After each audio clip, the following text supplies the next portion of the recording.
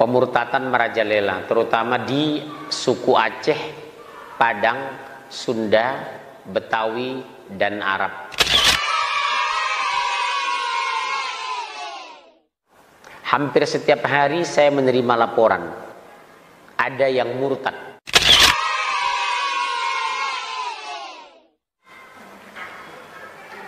Di Jakarta Timur, enak dia mengatakan, maaf ya ma, saya sudah Kristen.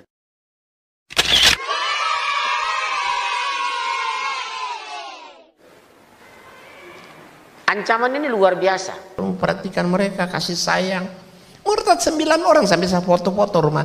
Ini rumahnya murtadnya, sampai saya ikut foto-foto. Saya telepon belum lama ini ke teman saya di Temanggung. Kalau tempo hari 9, sekarang sudah 19 yang murtad, tambah banyak. Jadi setiap minggu mereka bawa mobil ke bawah kaki Gunung Temanggung, ambil orang-orang yang sudah mereka murtadkan, dibawa ke kota Temanggung, ibadah di gereja, habis ibadah di gereja bawa pulang, diantar pulang lagi setiap minggu. Coba, itu karena kemiskinan. Kita selalu bicara fikih dan syariat, bukan bicara akidah atau tauhid. Dari mana kita mulai? Dan kenapa mereka begitu getol memurtadkan Islam? Indonesia sekarang pertumbuhan gereja tertinggi di dunia, 380% per tahun.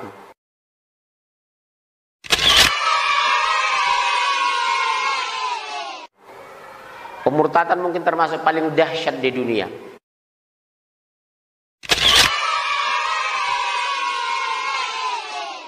Subhanallah. Strategi ini berhasil mereka membangun, menghancurkan pola pikir. Umat Islam lupa dan lalai. Umat Islam melengah. Dulu umat Islam 99%, sekarang tinggal lebih kurang 80% umat Islam.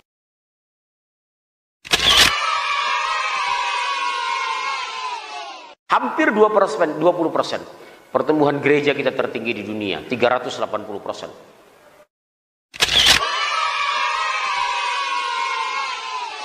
Kenapa, Bu? Pondasi akidah lemah yang disampaikan hanya syariah atau fikih, langsung di brainwash, cuci otak. Lihat anak-anak kita. Lebih kurang 22 tahun yang lalu saya masuk Jakarta. Saya bangga lihat orang Betawi. Ba'da maghrib tidak pulang dari musola, dari surau, dari masjid, membaca Al-Quran sampai Isya. Sekarang selamat tinggal.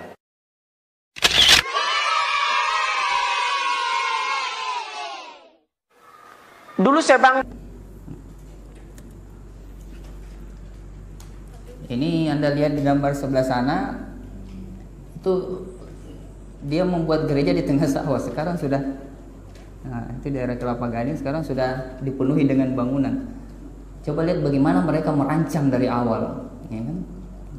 Jadi di sini juga Belanda kan dari dulu sudah mengambil tempat-tempat strategis itu, seperti di katedral sana di Karebosi, ya, di Raja Wali dan seterusnya.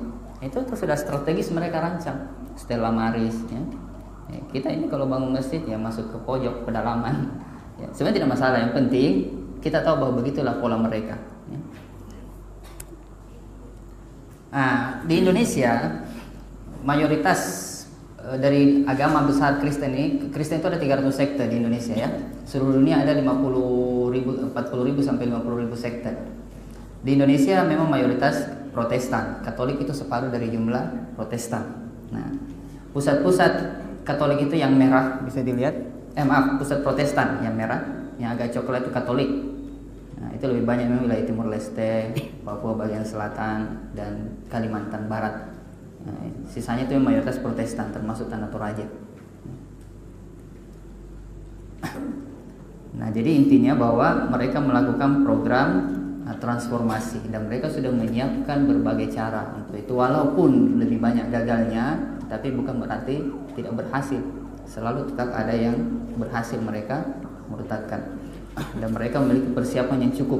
Nah, nanti bisa tanya materi kedua, beliau mantan. Betul, mereka berdakwah mengajak orang Islam masuk Kristen. Makanya pemurtadan atau kristenisasi di Indonesia itu sangat marak sekali. Tahu nggak Bapak Ibu, pemurtadan di dunia ini ya, paling berhasil di Indonesia loh. Yang mayoritas Muslim, tiap tahun itu lebih 1 juta orang Islam masuk Kristen.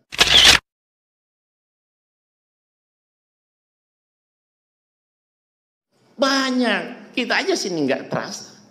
Tapi coba datang ke Jawa Tengah. Salatiga di mana, di Cirebon di mana. Sampai Jawa Barat. Banyak sekali. Saya pernah dakwah di pedalaman Salatiga. Kenapa? Karena rupanya di kampung-kampung yang dulu 190% Muslim, sekarang jadi 75% Kristen. Hampir pada masuk Kristen.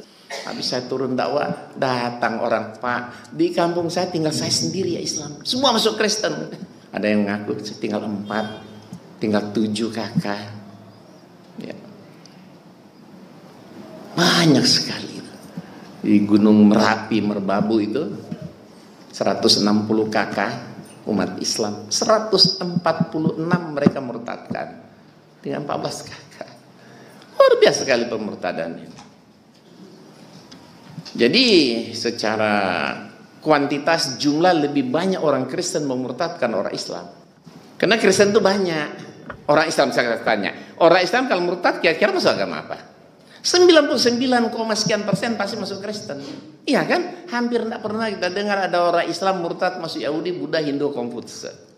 Kalau ada bisa masuk Islam ya kalau dipikir-pikir lebih ribet kok. Lebih repot kita masuk Islam. Sehari berapa kali sholat? 5.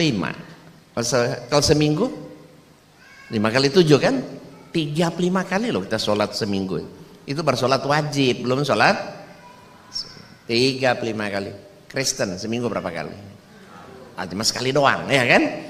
Kalau sama-sama selamat, ngapain kerjaan 35 kalau ada satu juga selamat? Ibadah seminggu cuma sekali. Yang kedua, cukup percaya aja Yesus itu Tuhan, katanya mereka. Dijamin pasti masuk surga, pasti kata.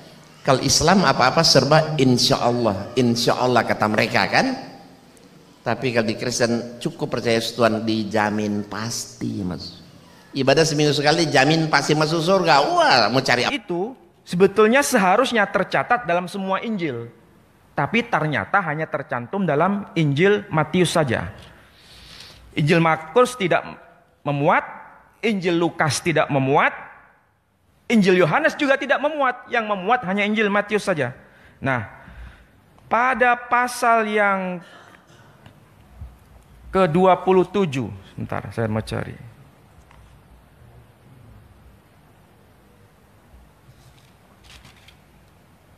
Nah, di sini ada pernyataan begini. Keesokan harinya, yaitu sesudah hari persiapan, datanglah imam-imam kepala dan orang-orang Farisi bersama-sama menghadap Pilatus. Dan mereka berkata, Tuan, kami ingat bahwa si penyesat itu, ini keyakinan orang Yahudi, jadi Nabi Isa itu dianggap penyesat. Si penyesat itu, sewaktu hidupnya berkata, sesudah 3 hari aku akan bangkit. Karena itu perintahkanlah untuk menjaga kubur itu sampai hari yang ketiga. Kalau tidak, murid-muridnya mungkin datang untuk mencuri dia, lalu mengatakan kepada rakyat, ia telah bangkit dari antara orang mati, sehingga penyesatan yang terakhir akan lebih buruk akibatnya daripada yang pertama. Jadi memang ini sudah ada peristiwa besar. Jadi orang-orang Yahudi mengatakan dia itu penyesat. Dan di situ ada peristiwa yang namanya kebangkitan menurut keyakinan Kristiani. Maka kemudian di sini ada ayat yang kedua dari pasal 28. Maka setelah hari Sabat lewat, menjelang menyingkirnya fajar pada hari pertama minggu itu, pergilah Maria Magdalena dan Maria yang lain menengok kubur itu. Maka terjadilah gempa bumi yang hebat, sebab seorang malaikat Tuhan turun dari langit dan datang ke bumi, ke batu itu, dan menggulingkannya lalu duduk di atasnya. Wajahnya bagian kilat dan pakaiannya putih bagian salju. Dan penjaga itu gentar ketakutan dan menjadi seperti orang-orang mati. Kemudian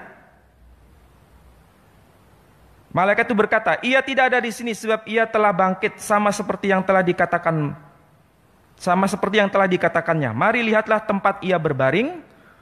Nah, kemudian di sini ada ungkapan, dan pergilah dan katakanlah kepada muridnya bahwa ia telah bangkit dari antara orang mati. Yesus kemudian bangkit dari kubur dan masuk ke kota Yerusalem dan orang-orang kudus pun semua bangkit menuju ke kota Yerusalem.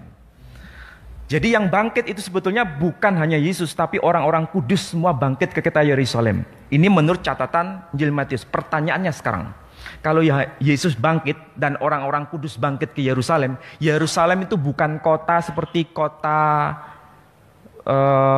Sidoarjo, tapi kota seperti kota Jakarta. Yerusalem itu kota metropolitan. Kalau orang-orang kudus semua bangkit, kira-kira yang melihat satu orang, dua atau dua orang? Banyak orang. Tapi apakah betul keyakinan Kristen meyakini begitu? Tidak. Ini ayat